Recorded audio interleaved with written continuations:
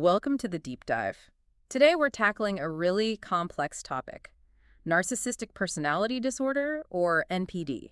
Right, and also those narcissistic traits that maybe don't reach the full diagnostic level but still cause significant issues. Exactly. We've gathered, well, quite a bit of material for you. We've got articles from various health and psychology sites, think Healthline, Help Guide, Very Well Mind, places like that.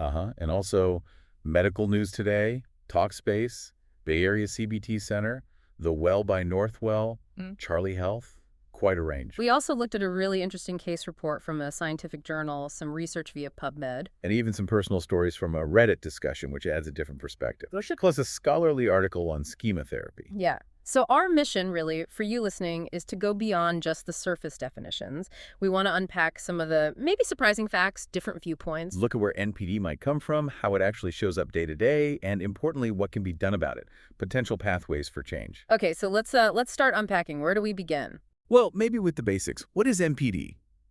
At its core, we're talking about a persistent pattern, right? It's not just a mood. Right. A pattern of thinking, behaving, mostly centered around this like inflated sense of self-importance. Exactly. That plus a really deep need for admiration from others, often excessive admiration, and critically, a real lack of empathy. And sources like Help Guide and the Bay Area CBT Center stress that this isn't just occasional arrogance. It affects everything. Everything. Relationships, work, finances, just general life. It's pervasive. And a key thing mentioned by Health Guide is the resistance to change, isn't it? People with NPD often don't see the problem in their own behavior. That's a huge hurdle. They tend to blame others when things go wrong, and they can be incredibly sensitive to criticism. Even constructive feedback can feel like a major attack. Yeah, that defensiveness must make things really difficult. It does. Now, something that's really important to grasp is that narcissism isn't monolithic. It's more like a spectrum. Okay, so not just one type. No. We often talk about two main presentations. Overt, sometimes called grandiose narcissism. That's probably the one most people picture, right? The loud, attention-seeking person, very obviously self-important. That's the stereotype, yes. Bold, wants to be the center of attention, exaggerates achievements. It's all quite well overt. Okay, and the other end? That's covert or vulnerable narcissism. And this one can be much harder to spot. The Bay Area CBT Center and the Well by Northwell offer good descriptions here. So how does that look different? Well, outwardly, they might seem hypersensitive, maybe even fragile or prone to feeling slighted, but underneath, there's still that hidden sense of superiority. Ah, okay, so it's more hidden. Right. And their manipulation could be subtler. Things like gaslighting, maybe passive-aggressive behavior. They often find it hard to form real emotional bonds. Gaslighting. That's where they make you doubt your own memory or perception. Exactly. I never said that. Or you're imagining things. It's very confusing for the other person. So yeah, the quiet, maybe even self-pitying person could also fit this pattern. It's not always the loud one. That's a really key distinction, and it's worth noting, as the Well by Northwell points out, that these terms overt and covert, they aren't official subtypes in the DSM-5, the diagnostic manual. Correct. They're descriptive labels that clinicians and researchers find useful, but the formal diagnosis relies on specific criteria outlined in the DSM-5. Clinicians look for long-term patterns. Got it. So where does this all come from, the roots of these traits? The nature versus nurture question, essentially. The research, including that case report we mentioned, points towards a mix. Genetics, maybe some neurobiological factors. But also environmental factors play a huge role, right? Especially early life experiences. A very significant role. Yeah. The case report specifically highlights adverse childhood experiences, ACEs, as a major risk factor. ACEs. So we're talking things like abuse, neglect, maybe witnessing violence, growing up with instability. Precisely. The research summarized in that report found a strong link between experiencing multiple ACEs and developing both vulnerable and grandiose narcissistic traits. Both. That's interesting. Yes, although the link seems potentially stronger for the vulnerable type. And perhaps counterintuitively, some sources suggest neglect, the absence of care, might sometimes be even more strongly linked than, say, physical abuse. Wow, really? Neglect more than overt abuse? Why might that be? Well, the thinking is complex, but it could relate to the fundamental need for validation and mirroring in childhood. If that's consistently absent, the child might develop maladaptive ways to seek validation or build a fragile defensive self-esteem. Okay. And the report also talked about dysfunctional household environments generally, like poverty, conflict, parental mental health issues. Yes, those factors can compound the risk. They create an environment where maybe maladaptive coping strategies are learned or even necessary for survival. And there was that distinction about how parents interact, wasn't there? Something about overvaluation versus neglect. Right. The idea is that excessive parental praise and overvaluation, you're perfect, you're special, might contribute more to the grandiose type. Inflating the ego from the start. Kind of.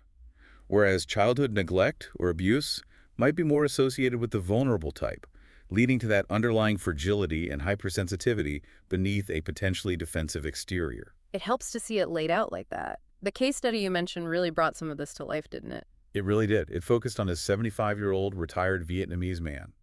His daughter noticed his narcissistic traits seemed to be worsening with age. What kinds of things did she observe? A lot of lecturing, belittling others, being financially dependent but acting superior, becoming socially isolated, and quite extreme grandiosity. Like the example where he claimed his wisdom exceeded the Buddha's. Exactly that. Pretty striking, isn't it? Definitely. And his background was relevant, too. Very much so.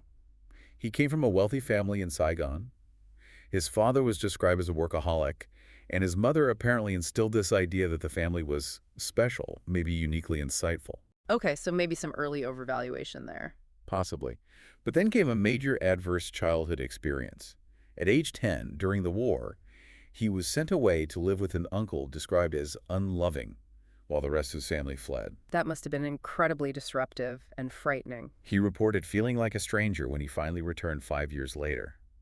That separation and lack of warmth is a significant ACE. And how did things unfold later in his life? Well, there were more hardships. Reluctance to flee Vietnam initially, time in a refugee camp, struggles with depression after moving to the U.S. But then he achieved significant business success back in Vietnam.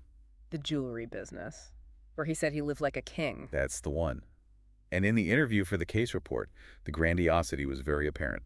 He described himself as high class, a gifted singer, claimed to receive divine messages. And showed a real disregard for other people's feelings. A classic trait. Now, the report notes he presented mainly with grandiose features, but they didn't have formal psych testing, which is a limitation. But his history, the potential mix of early overvaluation combined with significant adversity, especially that prolonged separation and lack of warmth, it provides a compelling real-life illustration of how these factors might interact. It really does. It shows how deep those roots can go. Okay, so let's shift focus a bit. How do these traits impact relationships? We hear the term narcissistic abuse a lot. Yes, and it's a vital area. Narcissistic abuse, as outlined in several sources we looked at, is essentially a form of emotional and psychological abuse. And the goal is primarily about control. Exactly. Maintaining power and control over the other person. It involves behaviors like emotional manipulation, gaslighting, constant lying, that profound lack of empathy we mentioned, and trampling over personal boundaries. And there's often a pattern, especially in romantic relationships, something about a cycle. Yes, the cycle of abuse is frequently described. It often starts with love bombing. Love bombing, like overwhelming affection at the beginning. Precisely. Intense, rapid attention, gifts, declarations of love. It feels amazing, but it's often designed to hook the person quickly. And then Comes the devaluation phase. The compliments turn to criticism, the affection cools, the person is chipped away at, belittled. that sounds awful. It is. And eventually, this can lead to the discard phase, where the narcissist might abruptly end the relationship, often cruelly, leaving the other person completely bewildered and devastated. That cycle sounds terrifyingly effective. We saw some really raw examples of the impact of this in that Reddit discussion, didn't we? The one asking about subtle signs people missed. Oh, absolutely. Those personal accounts were incredibly powerful. They really highlighted the insidious nature of it, especially with the covert type. People talked about feeling this constant low-level confusion, doubting themselves, feeling anxious but not quite knowing why. Exactly. Signs like the partner subtly undermining their friendships. Oh, are your friends really genuine? Stuff like that. Or conversations always staying surface level, never getting deep, even after years together. Yeah, or the constant blaming of others. Nothing is ever their fault. And the difficulty, or outright refusal, to apologize sincerely. And the gaslighting examples were stark. Denying things said, twisting events. Making the victim feel like they are the crazy one.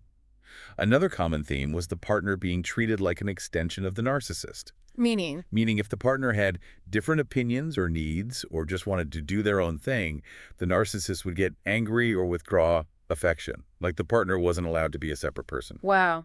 Other things mentioned were, let's see, casually dismissing the partner's day or concerns, calling them negative if they voiced unhappiness. Being emotionally unavailable but making huge demands on the partner's time and energy. Right.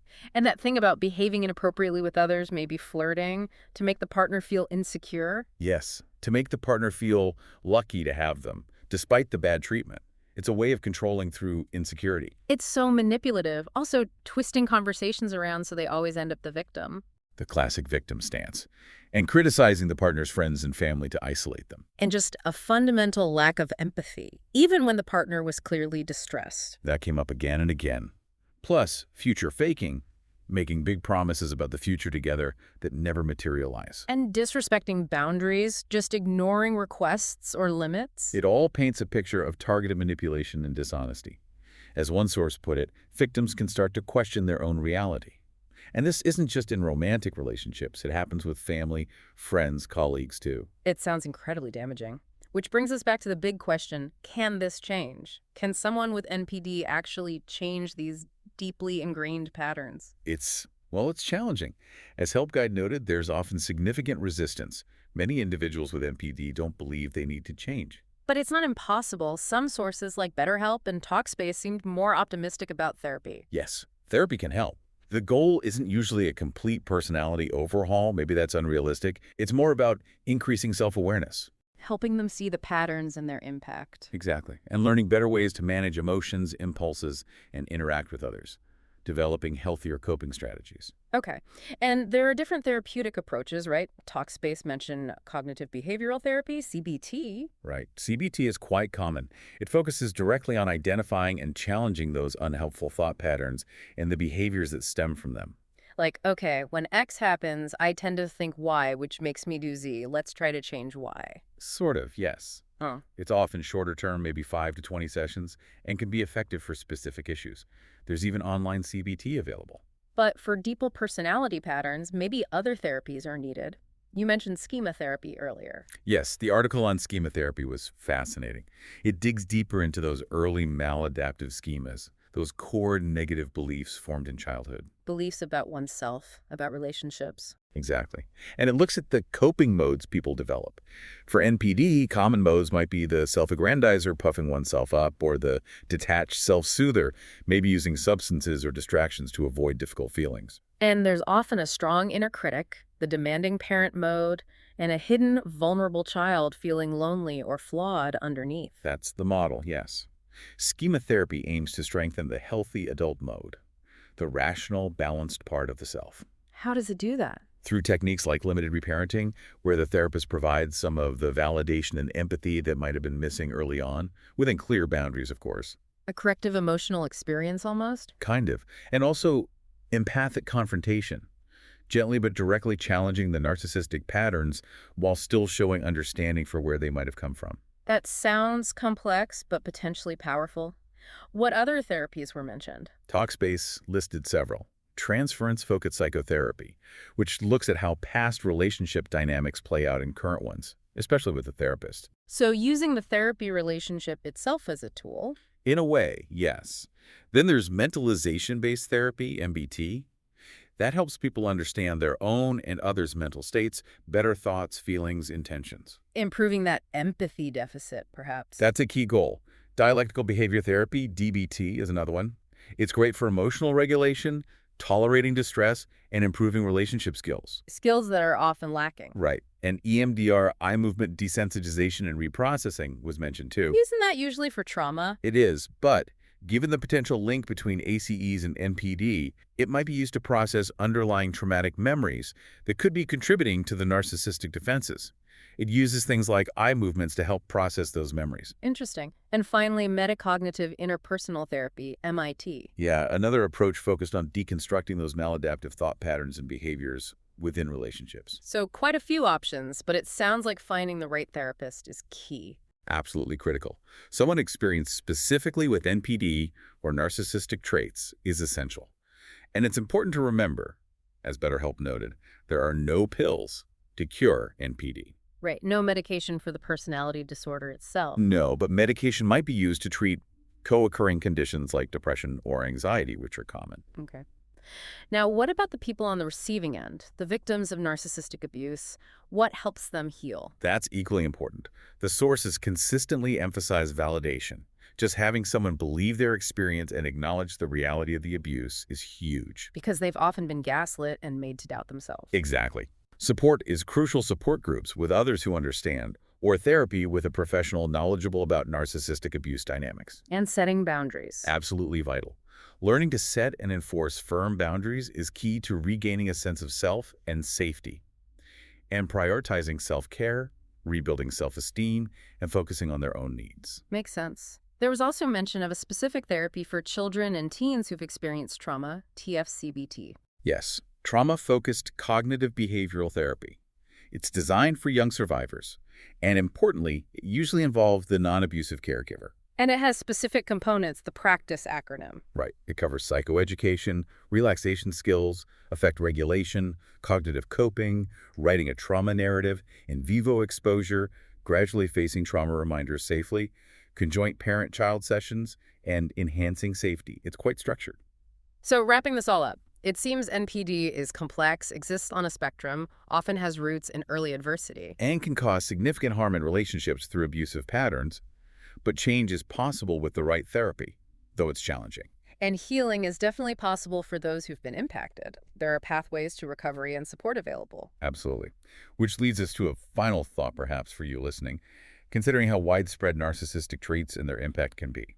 What does this mean for us as a society? How does it affect things like empathy, the way we communicate, how we understand mental health overall? Yeah, and what role can just being more aware, understanding these dynamics, better play in maybe fostering healthier relationships or creating better support systems? Definitely something to think about. We encourage you to look more into the resources if this resonated, and please seek professional help if you recognize these experiences in your own life or relationships.